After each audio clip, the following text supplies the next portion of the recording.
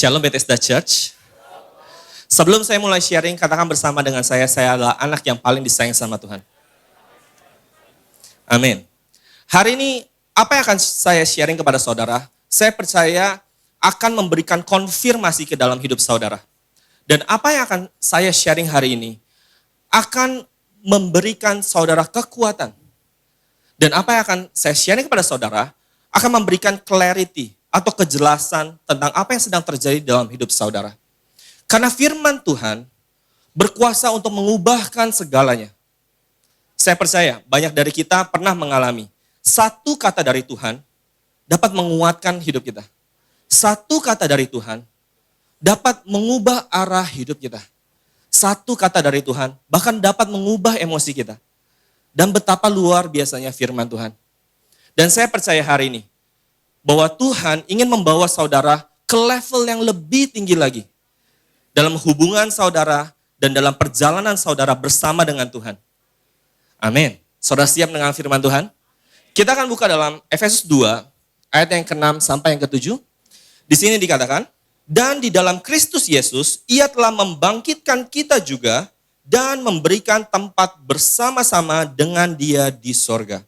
Supaya pada masa yang akan datang, ia menunjukkan kepada kita kekayaan kasih karunia-Nya yang melimpah-limpah sesuai dengan kebaikan-Nya terhadap kita dalam Kristus Yesus. Amin. Di level yang lebih tinggi ini, di level yang baru, Tuhan akan menunjukkan kepada saudara kekayaan kasih karunia-Nya yang melimpah-limpah. Di dalam semua area di dalam hidup saudara. Apakah karir saudara, finance saudara, keuangan saudara, keluarga saudara, anak-anak kita, dalam segala area di dalam hidup kita, Tuhan akan menunjukkan kasih karunia-Nya, kekayaan kasih karunia-Nya yang begitu melimpah-limpah. Bukan berdasarkan perbuatan kita, bukan berdasarkan performance kita, tetapi dikatakan sesuai dengan kebaikan-Nya terhadap kita dalam Kristus Yesus. Amin. Saat kita berbicara tentang level yang lebih tinggi, jika saudara pernah naik ke sebuah gedung yang tinggi, atau mungkin saudara yang suka naik gunung, atau mungkin saudara suka naik pesawat, saudara akan menemukan segala sesuatunya akan semakin kecil dan semakin kecil dan semakin kecil. Betul? Hari ini begitu juga dengan masalah saudara. Saat Tuhan menempatkan saudara di posisi yang lebih tinggi, saudara akan mulai melihat masalah saudara semakin kecil dan semakin kecil dan semakin kecil. Amin.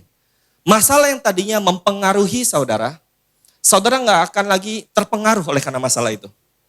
Karena saudara berada di level yang lebih tinggi lagi. Amin. Nggak cuma itu, saat saudara berada di tempat yang lebih tinggi, Tuhan akan memberikan kepada saudara perspektif yang berbeda. Saudara akan mulai melihat permasalahan saudara, sepertinya yang tadinya nggak ada jalan keluar, tiba-tiba saudara menemukan jalan keluar. Amin. Saudara akan menemukan perspektif yang berbeda saat saudara melihat masalah yang ada di depan saudara. Dan waktu saudara melihat, mungkin saudara berpikir, bagaimana Pak? Kenapa masalahnya bisa datang terhadap hidup saya ya? Kan saya sudah dengar kasih karunia Tuhan. Kenapa masalah ini masih bisa datang? Tapi saya ingin saudara tahu hari ini, bahwa hari ini Tuhan telah menempatkan saudara di tempat yang lebih tinggi. Amin. Dan saudara akan mulai melihat permasalahan saudara semakin kecil dan semakin kecil dan semakin kecil. Firman Tuhan mengatakan, Tuhan telah mendudukkan kita bersama-sama dengan Dia di sebelah kanan Allah Bapa. Duduk, artinya a place of rest, di mana saudara bisa mendapatkan rest. Dan di tempat yang tinggi di surga, artinya a place of authority, ada otoritas di sana. Artinya segala sesuatu, segala masalah saudara, telah Tuhan taruh di bawah tumpuan kaki saudara. Amin.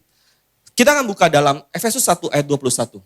Di sini dikatakan, yang dikerjakannya dalam Kristus dengan membangkitkan Dia dari antara orang mati dan mendudukkan Dia di sebelah kanannya di sorga. Jauh lebih tinggi dari segala pemerintahan dan penguasa dan kekuasaan dan kerajaan dan tiap-tiap nama yang dapat disebut. Bukan hanya di dunia ini saja, melainkan juga di dunia yang akan datang. Amin. Hari ini saya ingin saudara melihat ini, bahwa Tuhan telah menempatkan saudara jauh lebih tinggi. dari segala pemerintah, penguasa, kekuasaan, kerajaan, dan tiap-tiap nama yang dapat disebut. Apapun itu masalah saudara. Jika masalah itu punya nama, Tuhan telah menempatkannya di bawah kaki saudara. Amin. Dan semakin kita melihat gambaran itu, karena tahun ini adalah tahun the provision is in the vision. Semakin saudara melihat gambaran itu, ayat ini akan semakin dimanifestasikan ke dalam hidup saudara. Amin. Dan seringkali mungkin waktu saudara ditemukan dengan suatu masalah, saudara seperti dihadapkan dengan suatu opsi, suatu pilihan. Dan sepertinya harus mengambil keputusan secara cepat. Antara opsi A atau opsi B. Betul? Seringkali kita dihadapkan dengan dua opsi. Opsi A atau opsi B. Kalau opsi A nanti hasilnya akan seperti ini. Kalau opsi B nanti hasilnya akan seperti ini. Tapi terkadang kita lupa bahwa kita memiliki opsi C, option C, yaitu adalah opsi Christ atau opsi Kristus. Kita bisa memberikan segala sesuatunya kepada Tuhan kita, Yesus Kristus. Saudara hari ini memiliki opsi C, yaitu opsi Christ dan opsi Kristus. Saudara bisa let go permasalahan saudara. Dan Tuhanlah yang akan berperang untuk saudara. Amin. Saya waktu menyiapkan materi sharing ini kepada saudara, saya bertanya pada Tuhan. Tuhan, apa yang Tuhan ingin sampaikan kepada saudara hari ini? Dan waktu saya menyiapkan materi ini, Tuhan berbicara dalam Rut 3 ayat 18. Lalu kata mertuanya itu, duduk sajalah menanti anakku, sampai engkau mengetahui bagaimana kesudahan perkara itu. Sebab orang itu tidak akan berhenti sebelum diselesaikannya perkara itu pada hari ini juga. Amin. Ini adalah perkataan Naomi kepada menantunya Rut.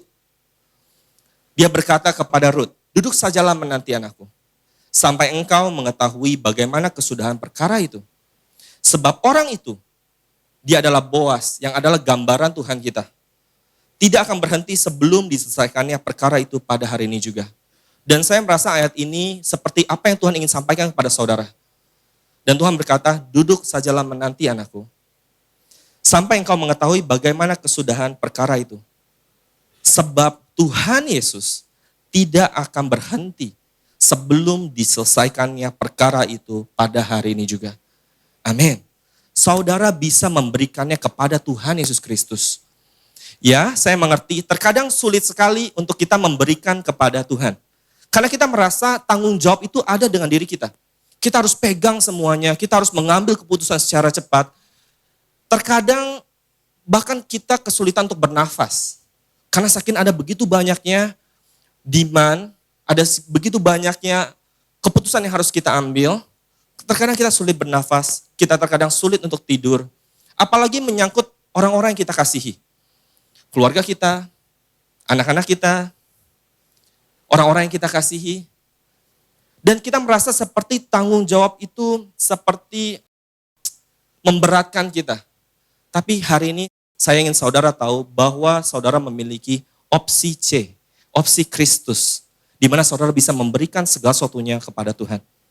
Amin. Dan dari ayat ini, kita tahu dua hal. Kita tahu dua hal dari ayat ini. Jika saudara masih melihat masalah saudara, artinya Tuhan Yesus belum selesai. Katakan kepada kiri kanan, Tuhan Yesus belum selesai. Amin. Ya, Tuhan Yesus belum selesai karena Tuhan akan menyelesaikannya untuk saudara. Amin. Dan yang kedua, jika masalah kita belum selesai, mungkin kita belum rest.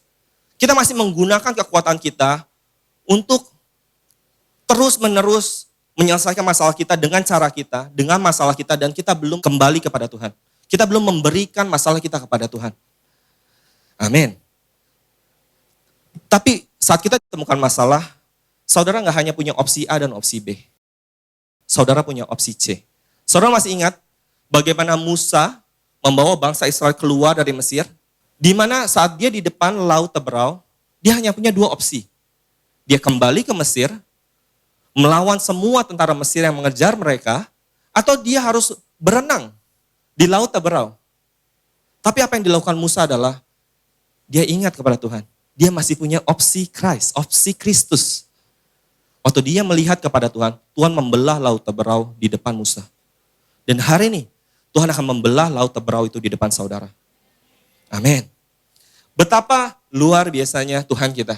Dan hari ini, saya akan mengajar saudara, bagaimana saudara dapat mengalir bersama dengan Tuhan. Karena saat kita dihadapi dengan suatu masalah, kita yang adalah orang Kristen, kita pengen semuanya smooth, semuanya lancar, semuanya baik-baik saja. Kita pengen mengalir bersama dengan Tuhan. Kita pengen mendengar suara Tuhan dan gak membuat kesalahan demi kesalahan. Pernah saudara membuat suatu rencana, tetapi rencana itu tidak sesuai dengan apa yang saudara harapkan? Pernah? Kalau buat saya pernah mengalami rencana-rencana yang seperti itu. Belum lama ini, saya pergi liburan bersama dengan istri saya. Kita pergi liburan, kita naik cruise waktu itu. Kita naik cruise, kita udah planning segala sesuatu, kita udah merencanakan segala sesuatu. Di hari H, saya mencoba untuk check-in. Karena saya pengen masuk duluan ke dalam kapal itu dan menikmati segala sesuatunya di dalam. Belum rame orang-orang, kita bisa makan, kita bisa foto, saya pengen check-in. Tapi waktu saya check-in, loh kok saya nggak bisa check-in? Kenapa saya nggak bisa check-in? Dan saya mulai baca-baca. Dan dikatakan kalau maksimal check-in itu adalah H-2. Dan kalau saya tidak check-in H-2, artinya saya tidak boleh masuk kapal. Wah, dan saya panik sekali pagi itu.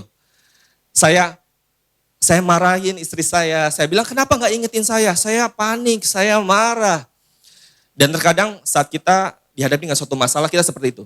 Kita nyalahin semua orang kecuali diri kita. Tapi saya percaya saudara tidak seperti itu, amin. Itu hanya saya mungkin. Tapi itu yang terjadi. Saya panik, saya marah. Saya lupa kalau saya leader Grace Army. dan saya lupa semuanya. Saya lupa tentang rest. Seperti semua yang kita udah dengar, seperti kita lupa. Tapi itu yang terjadi. Dan apa yang terjadi adalah kita berusaha sampai ke pelabuhan 1 jam. Perjalanan ke pelabuhan, sesampainya di pelabuhan, kita coba berbicara dengan orang-orang di sana. Dan mereka mengatakan, oh bisa Pak, Bapak bisa masuk. Tapi Bapak harus masuk di grup yang terakhir, yaitu jam 4 sore. Dan kita tiba di sana sekitar jam 10 pagi. Artinya, saya harus menunggu sekitar 6 jam. Dan di pelabuhan nggak ada apa-apa. Dan waktu kita menunggu, kita hanya berdiri 15 menit di depan. Dan kita bilang, Tuhan, masa kita udah sampai sini kita nggak bisa masuk. Nggak lama, 15 menit kemudian, tiba-tiba ada orang yang datang nyamperin kita. Dan dia bertanya, apa yang sedang kamu lakukan? Kenapa kamu berdiri di sini?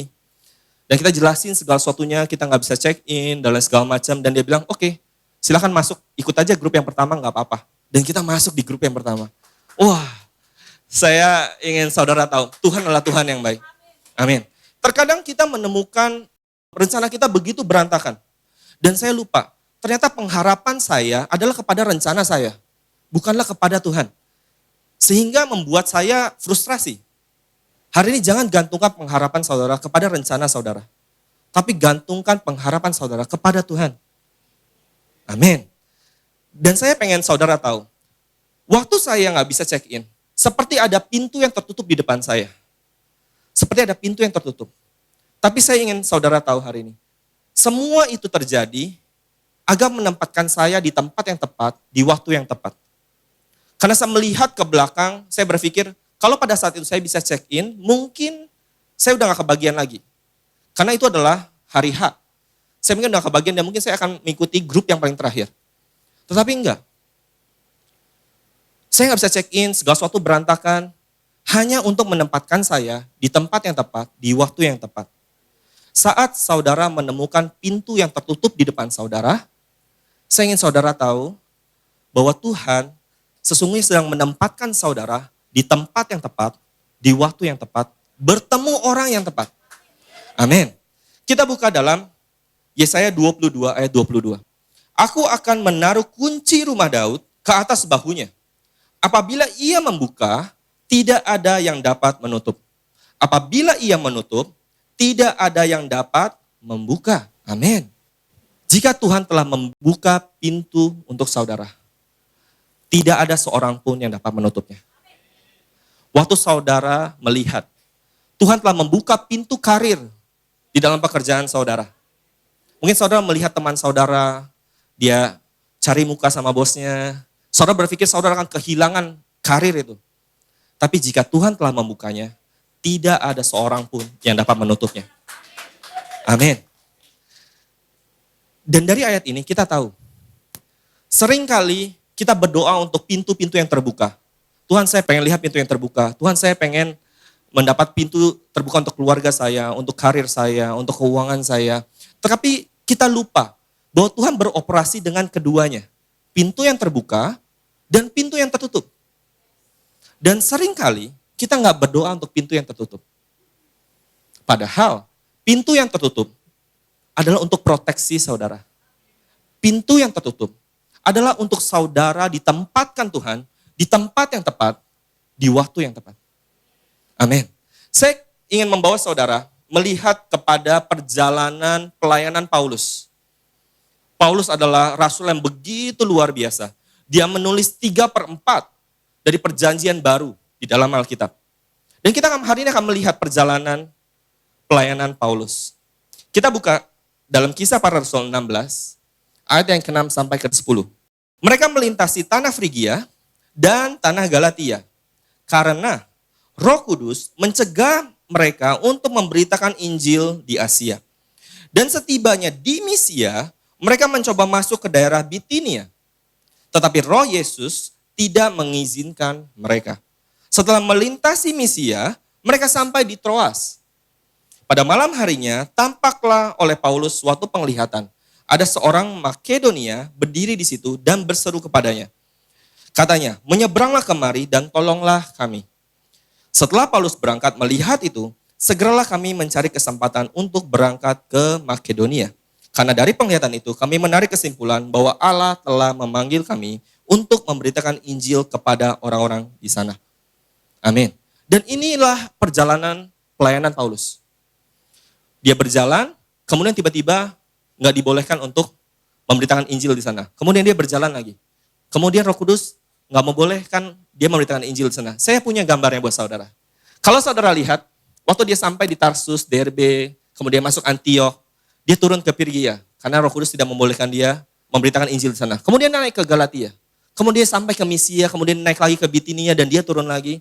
Dia sampai ke Troas, Filipi, Tesalonika, baru dia sampai Makedonia, baru dia turun lagi ke Berea. Betapa perjalanan yang berantakan. What a messy journey. Perjalanan Paulus bukanlah garis lurus. Dia mungkin naik, dia mungkin turun. Pertanyaan saya adalah, apakah memberitakan Injil itu adalah hal yang baik?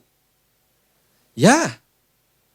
Tetapi Roh Kudus mencegah Paulus untuk memberitakan Injil di sana. Kita nggak tahu apa yang terjadi. Mungkin nggak ada damai sejahtera di sana. Mungkin tiba-tiba situasi membuat Rasul Paulus nggak memberitakan Injil di sana. Amin. Dan ini yang terjadi dengan perjalanan pelayanan Paulus. Saya buka dalam 1 Korintus 16 ayat 7 sampai 8. Sebab sekarang aku tidak mau melihat kamu hanya sepintas lalu saja. Aku harap dapat tinggal agak lama dengan kamu, kata Paulus, jika diperkenankan Tuhan. Tetapi aku akan tinggal di Efesus sampai hari raya Pentakosta. Paulus bilang, aku pengen di sana lebih lama. Kalau Tuhan mengizinkan. Tapi aku akan tinggal lebih lama di Efesus sampai hari raya Pentakosta. Lalu 2 Korintus 12 di sini katakan, ketika aku tiba di Troas untuk memberitakan Injil Kristus, aku dapati bahwa Tuhan telah membuka jalan untuk pekerjaan di sana. Dalam terjemahan New King James Version-nya dikatakan, and a door was opened to me by the Lord. Artinya ada pintu yang terbuka di sana, yang telah dibuka oleh Tuhan. Amin. Jadi kita bisa melihat bagaimana Paulus memiliki pelayanan di dalam Alkitab. Bahwa dia beroperasi dari pintu yang terbuka dan pintu yang tertutup. Amin. Tapi Pak, aku pengen banget mendapatkan pintu-pintu yang terbuka. Bagaimana aku bisa melihat pintu yang terbuka? Berdoa. Karena firman Tuhan mengatakan dalam Kolose 4 ayat 3 sampai 4. Di sini dikatakan berdoa jugalah untuk kami. Supaya Allah membuka pintu untuk pemberitaan kami. Sehingga kami dapat berbicara tentang rahasia Kristus yang karenanya aku dipenjarakan. Dengan demikian aku dapat menyatakannya sebagaimana seharusnya. Amin. Saudara dapat berdoa kepada Tuhan untuk pintu-pintu yang terbuka. Hari ini saya pengen encourage saudara, saya pengen nyemangatin saudara. Saat saudara menemukan pintu yang tertutup, jangan paksa pintu itu. Jangan dorong pintu itu. Jangan pukul pintu itu. Karena itu hanya akan menyakiti saudara. Nggak cuma menyakiti saudara, itu akan menyakiti orang-orang di sekeliling saudara. Amin. Saudara akan frustrasi, saudara akan marah kiri dan kanan. Tapi saat ada pintu yang tertutup, mengalir bersama dengan Tuhan. Amin. Karena Tuhan ingin menempatkan saudara di tempat yang tepat, di waktu yang tepat, bertemu dengan orang yang tepat. Amin. Roma 1 ayat 10 dan 13 mengatakan, aku berdoa, semoga dengan kehendak Allah, aku akhirnya beroleh kesempatan untuk mengunjungi kamu. Lagi-lagi Paulus berdoa. Ayat 13 mengatakan, saudara-saudara, aku mau supaya kamu mengetahui bahwa aku telah sering berniat untuk datang kepadamu. Tetapi hingga kini aku terhalang, agar di tengah-tengahmu aku menemukan buah, seperti juga di tengah-tengah bangsa bukan Yahudi yang lain. Amin. Kalau saudara baca ini, perjalanan pelayanan Paulus bukanlah garis lurus. Perjalanan Paulus mungkin sama seperti kita. Kita berjalan, mungkin naik, mungkin turun. Kadang-kadang kita di atas, kadang-kadang kita di bawah. Kadang-kadang kita menemukan pintu yang tertutup, kadang-kadang kita menemukan pintu yang terbuka. Dan betapa berantakannya perjalanan Paulus. Ya, kita pengen sebagai orang Kristen, kita pengen, wah Pak, kita pengen menjadi orang Kristen, kita mendengarkan suara Tuhan. Wah, sehingga kita nggak akan membuat kesalahan satupun. Tapi bagaimana mungkin? Kita tinggal di dunia yang telah jatuh. Kita akan menemukan pintu yang tertutup. Mungkin rencana kita terhalangi. Tetapi apa yang dikatakan? Agar di tengah-tengah aku menemukan buah. Ada buah di sana. Amin. Saudara akan menemukan buah saat saudara menemukan pintu yang tertutup. Ada sesuatu yang Tuhan ingin sampaikan ke dalam hidup saudara. Amin. Terkadang rencana kita mungkin berantakan, messy, mungkin terhalangi, mungkin gak efisien, tetapi bukan berarti Tuhan gak ada di pihak saudara. Bukan berarti Tuhan meninggalkan saudara. Bukan berarti kasih karunia Tuhan gak ada di dalam hidup saudara. Saudara masih ingat cerita tentang Yusuf?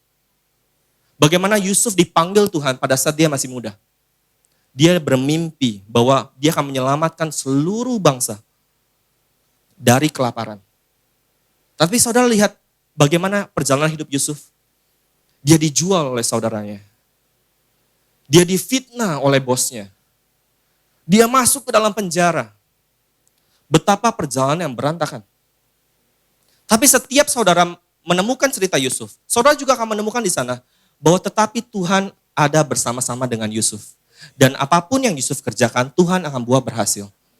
Amin.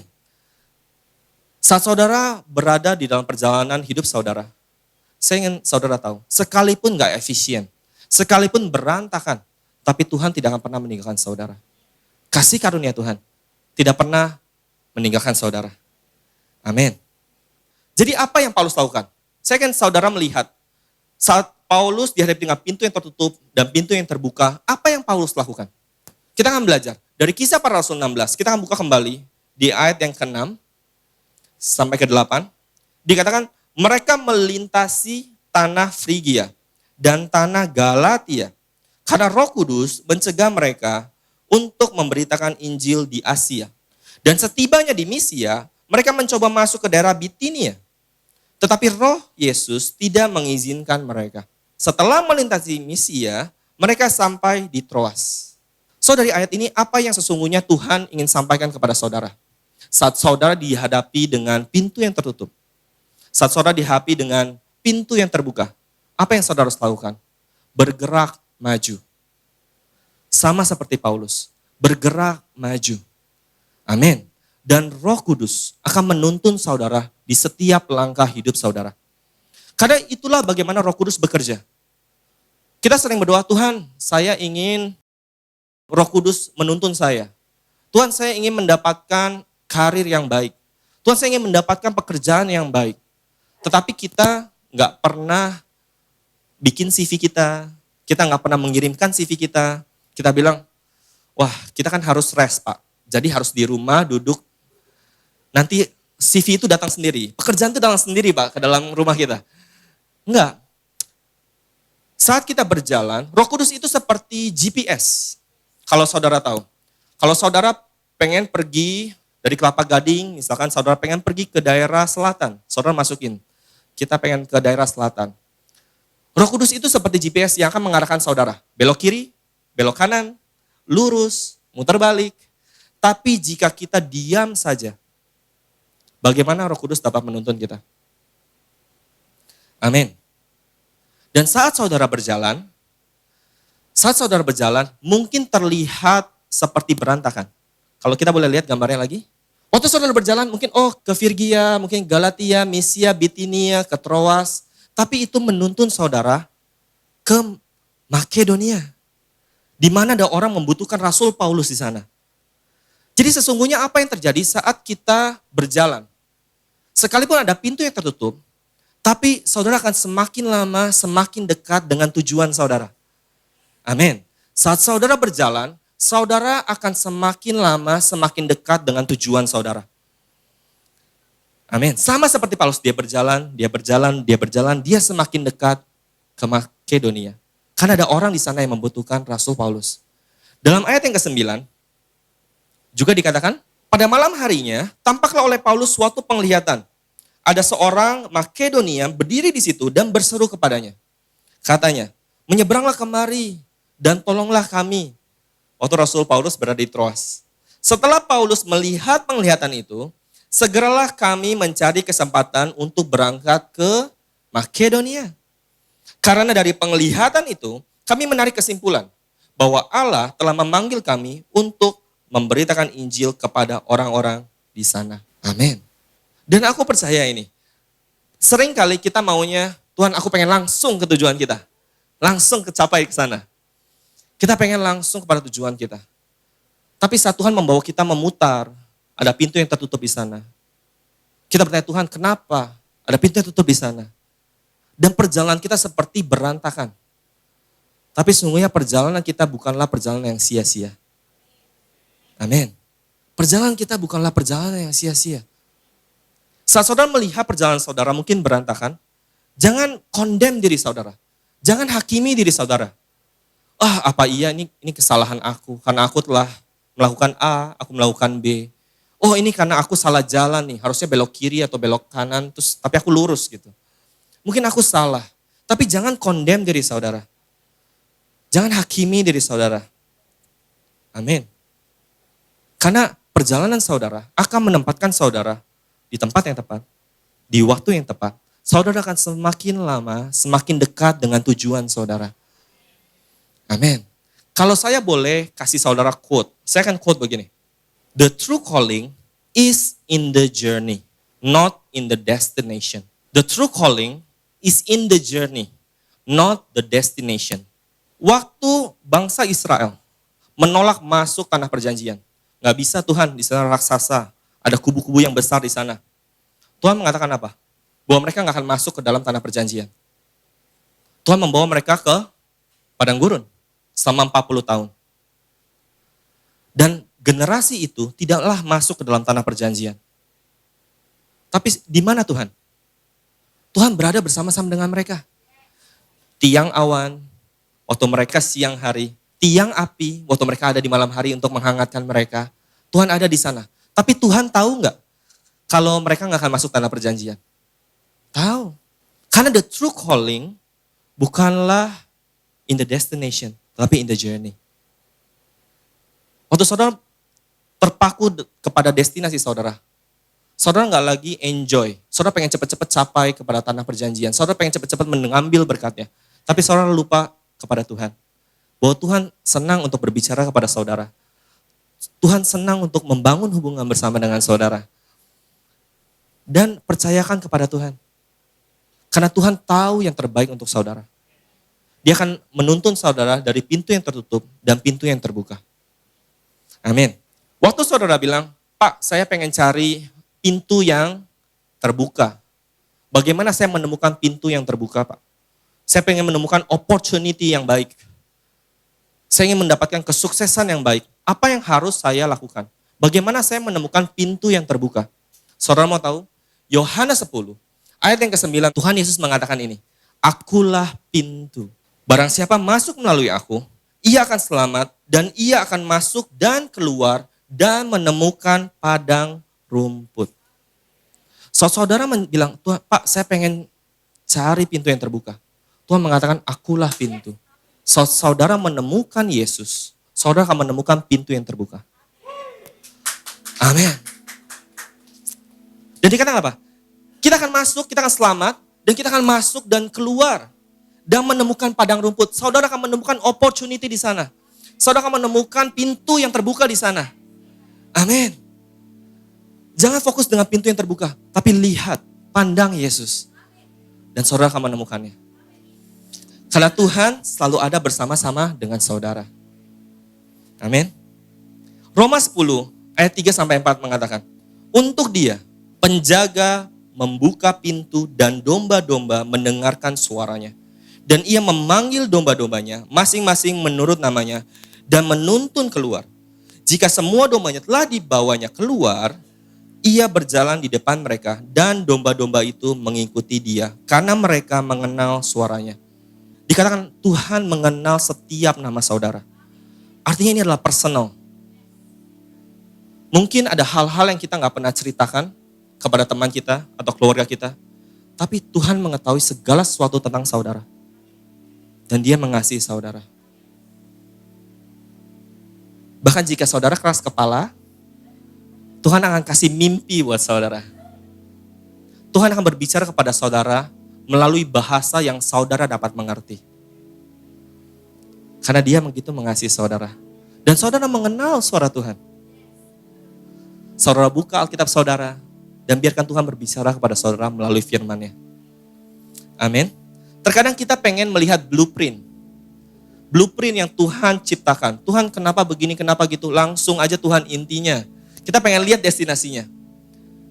Tapi kalau saudara melihat destinasi saudara, saudara gak akan lagi mengandalkan Tuhan. Saudara sudah tahu, belok kiri, belok kanan, belok. Saudara tahu, dan saudara menjadi familiar. Tuhan, aku udah tahu rencananya. Kan begini kan rencananya kan? Dan saudara mulai berjalan dengan kekuatan saudara. Tapi hari ini saya pengen encourage saudara. Saya pengen semangatin saudara. Untuk berjalan step by step. Bersama dengan Tuhan. Berjalan selangkah demi selangkah bersama dengan Tuhan. Dan percayakan segala sesuatu kepada Tuhan. Karena Tuhan berjalan di depan saudara hari ini. Dan Tuhan begitu mengasihi saudara. Tuhan datang bukan untuk mengambil daripada kita. Tapi tahukah saudara bahwa Tuhan turun untuk memberkati saudara secara berlimpah-limpah. Yohanes 10 ayat 10 mengatakan, pencuri datang hanya untuk mencuri dan membunuh dan membinasakan. Tapi aku datang supaya mereka mempunyai hidup dan mempunyainya dalam segala kelimpahan. Amin. Tuhan datang bukan untuk mengambil.